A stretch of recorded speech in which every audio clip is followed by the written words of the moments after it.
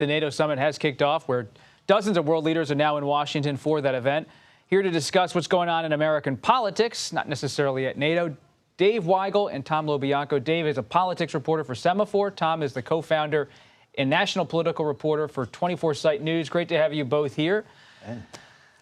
A lot of eyes tonight on Florida. That's right. You've got one Trump rally, one of a couple coming up in a place very near to where Marco Rubio and his family live.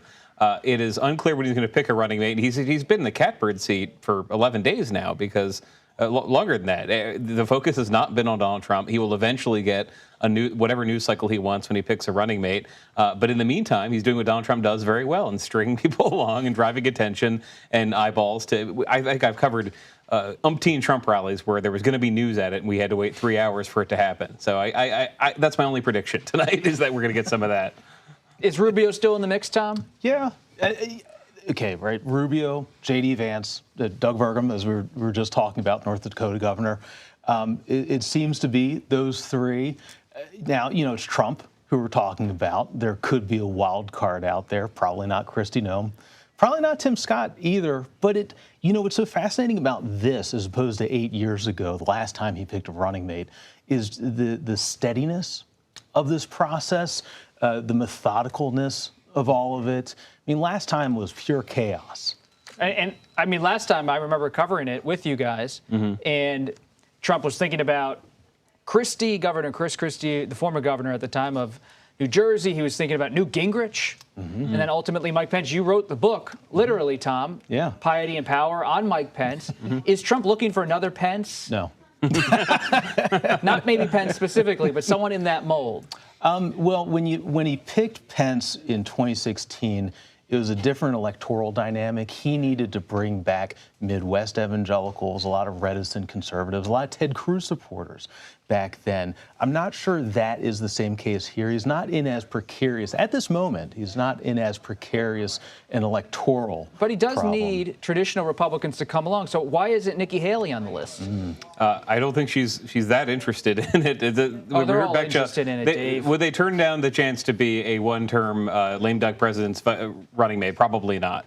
But she has not made the moves that you would need to do to pander to Donald Trump successfully since she dropped out of the race. She released her delegates. She's not attending the convention. It's also, it hasn't been clear that she brings that many people along. She was a protest vote for a lot of people throughout the primary and after the primary. But the idea that she was going to appeal to a demographic that didn't like Trump as a Trump running mate, that didn't show up in polling. So if you're in the Trump campaign and you're trying to reach the Nikki Haley voter but not put Nikki Haley on the ticket, who do you pick? Is it Doug Burgum, who is kind of North Dakota traditional conservative business guy? Is it Senator Tim Scott, who has that echo of Reagan's rhetoric and a lot of his own ideology? Well, what is very different from 2016 is that Burgum, I guess more than the other candidates we're talking about, brings you stability, and Donald Trump right now, please feel free to be angry at me online if I'm saying this, is the candidate of stability. It is very clear that what Donald Trump is running on. I think you mean in terms of political In terms of political stability. He has control of the party. He has control of the party. His true social is, he has a record. Shall we say, it's scattered. Yes, he has a record that he run on. Is he on message every day? And he's talking about military tribunals of Liz Cheney. But there was uncertainty about how he would govern in 2016. In 2020, he was running after a very chaotic handling of COVID. I'm kind of underselling it. And this time, he is running against a party that is unsettled. You have 7 Democrats today saying they want Biden off the ticket. Whoever his running mate is would be, if this is the Biden-Harris ticket again, would be in a debate possibly with Kamala Harris after a month of being undermined by her own party and people going on the record saying we wish we could run somebody else for president, not her. So he just has, this is the best situation he's ever had to pick a running mate in and the best narrative he's ever had. The thing that I always hear from Trump sources for years now, this is one of the longest vice presidential selection processes that we've ever witnessed, at least in modern times, is that it's so emotional with Trump. Rightly or wrongly, it's a single vote that matters here. It's Trump. And, his people always say that he felt stung by Pence on January 6th. And that reason is why you used to hear a lot about people like Ben Carson, somebody supremely diminutive in this process, incredibly non-threatening. I think that's also why Burgum is still around. You look at, as Dave was saying here, you look at these tryouts, the stagecraft, Doral, Rubio, or you bring out Melania. But behind the scenes, Burgum has been showing up with his wife at Mar-a-Lago, doing that personal work. Trump likes him. I hear Trump likes him. There's something about Burgum being a business person, someone who had a software company, sold to Microsoft. Let's turn to the Democrats, though. While we still have you two top guys here. Every single hour, there's another story about another House Democrat who most Americans may not even know. I just keep thinking about President Biden. We covered his campaign in 2020. We covered it probably back in 2008 to a point. He is someone who runs for the Senate in 72. He's up and down. He runs in 1988, 87. He really struggles with the scandal over plagiarism, comes back. Judiciary Committee, Foreign Relations Committee. This guy doesn't quit American politics. And he has always had a chip on his shoulder about how the press has treated him, how they've perceived him. It's not LBJ in the Kennedy level. I mean, the Kennedy people famously scorned LBJ.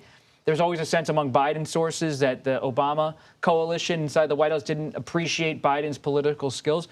So where does this really stand? Is this president at 81 years old digging in and here to stay? Or do you really believe there's enough political capital in the party, if someone ever wanted to use it, to push him out?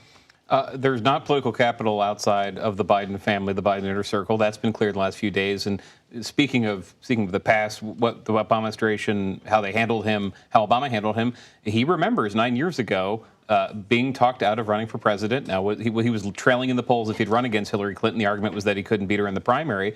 But he remembers not just not running for president, but everyone after the fact saying, gosh, Joe, we wish we'd run you against Donald Trump. We would have won the election. And it's hard to unlearn that. And other Democrats pointing out that no man steps in the same river twice. He is not the Joe Biden who beat Donald Trump in 2020.